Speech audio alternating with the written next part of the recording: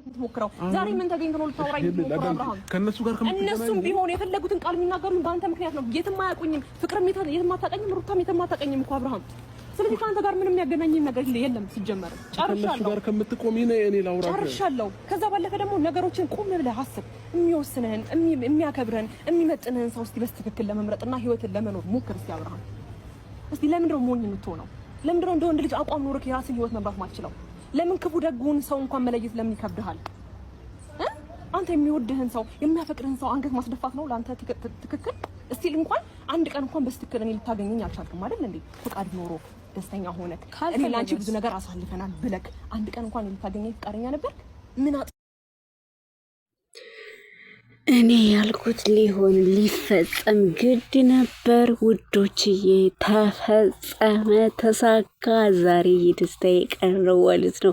በጣም ነው ደስ ያለኝ። የኔ ቆንጆ ሄርሚዬ፣ የኔ አንደኛ፣ የኔ ልዕልት ማለት ነው። የኔ መልከ መልካም፣ የኔ ፍቅር ሰው፣ የኔ ፍቅር ተምሳሌት፣ ጸባይ ሰናይ፣ ብቻ ምንም ቢባል አንቺ ሊገልጽሽ አይችልም ማለት ነው የኔ ቆንጆ።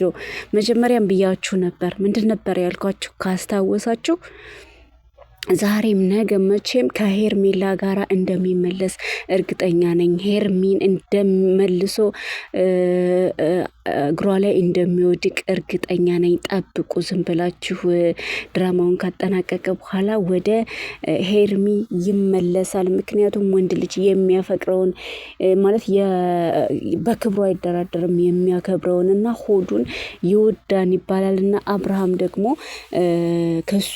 ከነዚህ ውስጥ ሁለቱም አሉ ከሄርሚ ጋር ማለት ነው። አንደኛ አፍቃሪ፣ ንጹህ፣ ሩህሩህ፣ የዋህ ናት። ሲቀጥል ደግሞ ለሱ ብዙ መስዋዕት አሳልፋለች።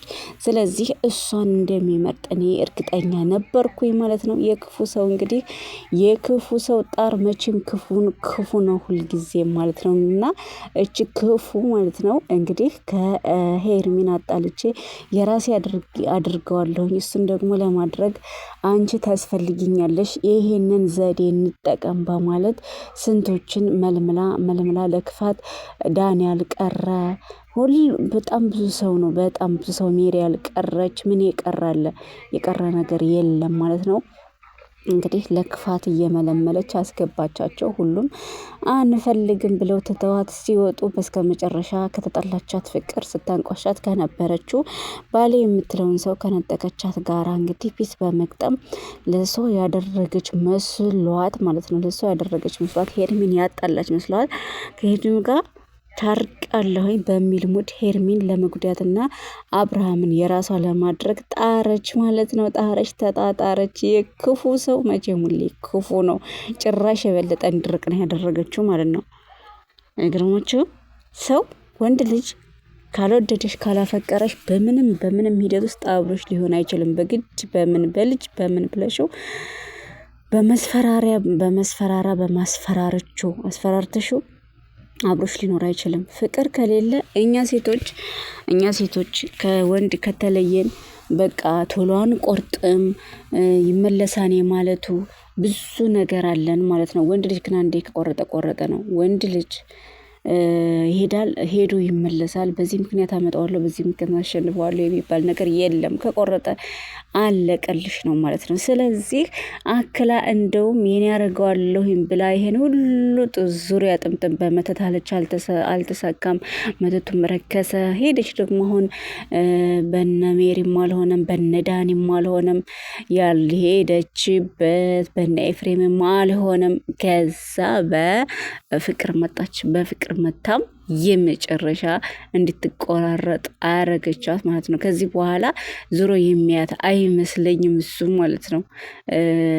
እንደተናገረችው ሄርሚ አንቺ እንኳን የልጅ እናት እንኳን አንቺ ሴት ብሎ ብለዛውም የልጅ እናት የማይገልጽሽ ወሻካች ሴት ነሽ። ሁልጊዜ እንደወሻከትሽ እስከመቼ ነው በዚህ ሁኔታሽ?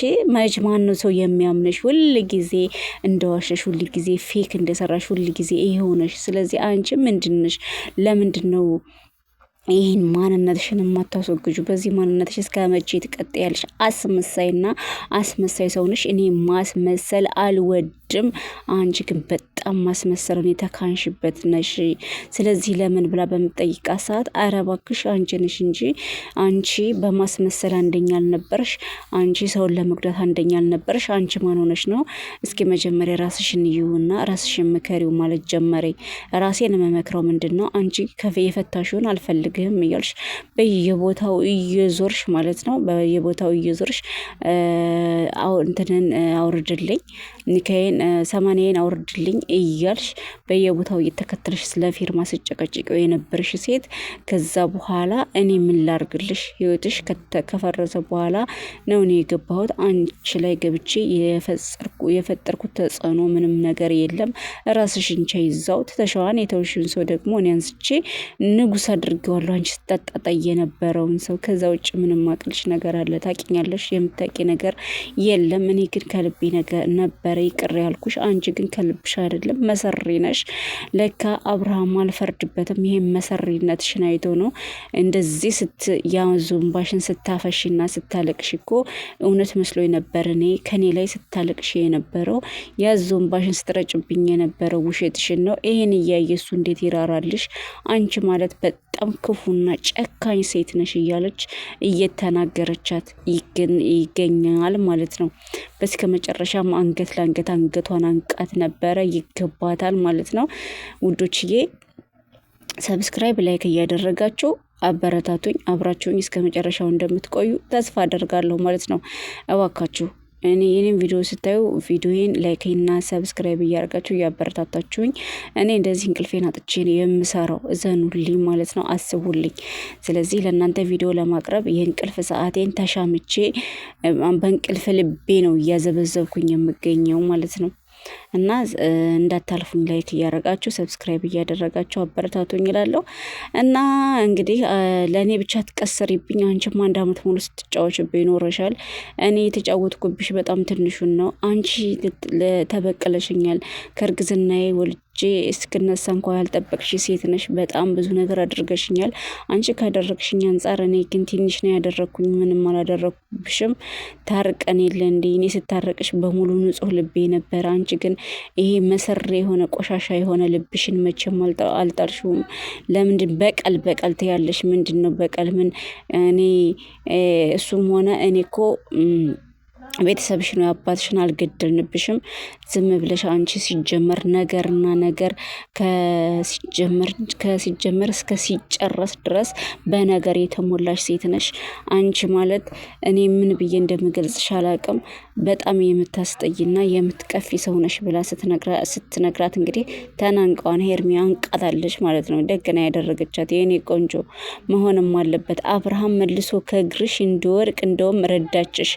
አንዳንድ ክፉ ሰው ለእኔ ይሳካልኛል ሲል ለሰው ስኬት ይሆናል፣ እሱ ግን ይወድቃል ማለት ነው። ምንድን ነው እሷ በዚህ መልኩ የራሴ አድርገዋለሁ ብላ ያሰበችው ሰው እንደውም ተገፋፍቶ ሄርሚን ይቅር በይኝ ይቅርታ አድርጊልኝ ብሎ ጠየቃት ማለት ነው። ሄርሚ ግን አደንቃታለሁ። አሁን ላይ ትናንትና የት ነበርክ? የሚያከብርህንና የሚወድህን ሰው ንቃ አይደለ እንዴ ሄድከው?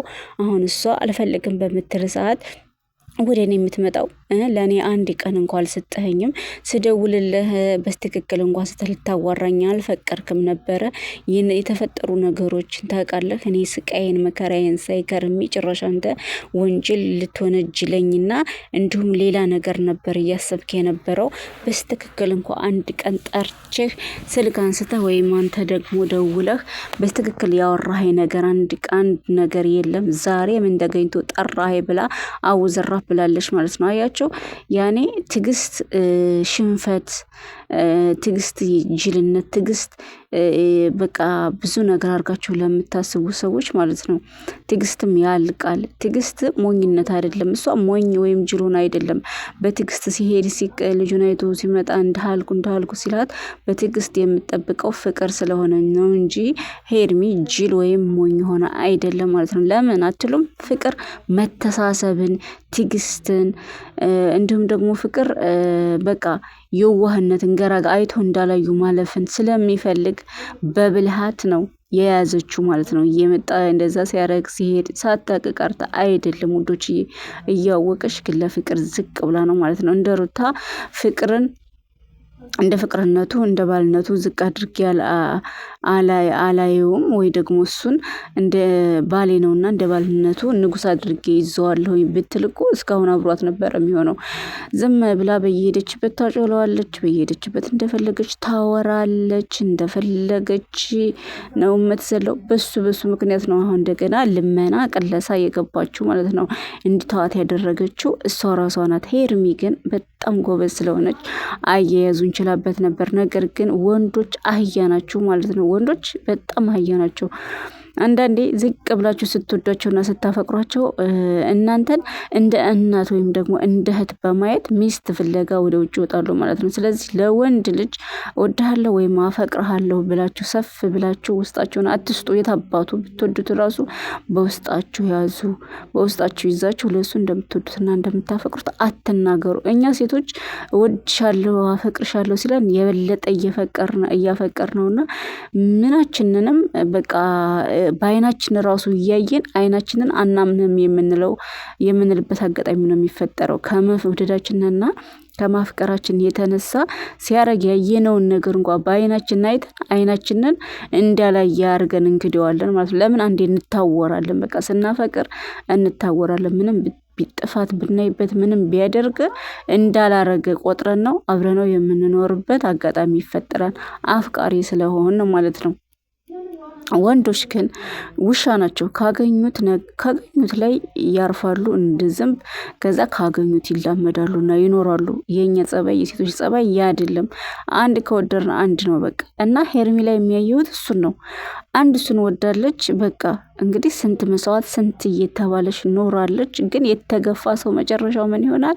እንደዚህ ሰማይ ይሆናል ማለት ነው። ከነሱ ፊት ለምን አንታረቅም? ከአንቺ ጋር ነው የምኖረው። ከማን ፊት? ከሩታ ፊት አድሉ። የት አባቷ ፍቅርና ከሩታ ፊት ነው ከአንቺ ጋር ነው የምኖረው ብሎ የተናገረው ማለት ነው። እና ሄርሚ ደግሞ እስኪ ለጊዜው ኮራ እኔም ለምን ጓግጭ አልልም ብላ እስከዛሬ ሳጠራኝ እስከዛሬ በስትክክል እንኳን ሳታወራኝ ዛሬ እኔ አማራጭ አይደለሁኝም እሷ አልፈልግህም ስትልህ ወደ እኔ የምትመጣ እኔ እፈልግሃለሁ ስለ የሆነ የሚንከለከል ኬልኬሎ መሆን የለብህም። በራስህ የመወሰንና በራስህ ጽኑ ውሳኔ የመቆየት እንዲሁም ደግሞ የሚወድህን የሚያፈቅርህን የሚንከባከብህን ሰው መርጠህ የመኖር ያንተ ግዴታ ነው። አንተ ግን ዝም ብለህ የሚጠቅምህን የማይጠቅምህን አታውቅም። እንደ በግ ዝም ብለህ ነው የምትገፋው። ስለዚህ አሁን እኔ አንተን መቀበል አልችልም። በቃ ለራስህ እየሞከርኩ ነው። እየረሳሁ ባለበት ሰዓት ወደ ህይወቴ ልትመጣ አልፈልግም። እናንተም ለምን እንደፈለጋችሁ እንግዲህ እንደጠራኸኝ ይሄ ነው ሰምቻለሁ። ከዚህ በኋላ መቆየት አልችልም ባይ ብላ ትታቸው ላጥ። እንዲህ ዛሬማ አላስደሰተችኝም። በጣም ነው ደስ ያለኝ ማለት ነው።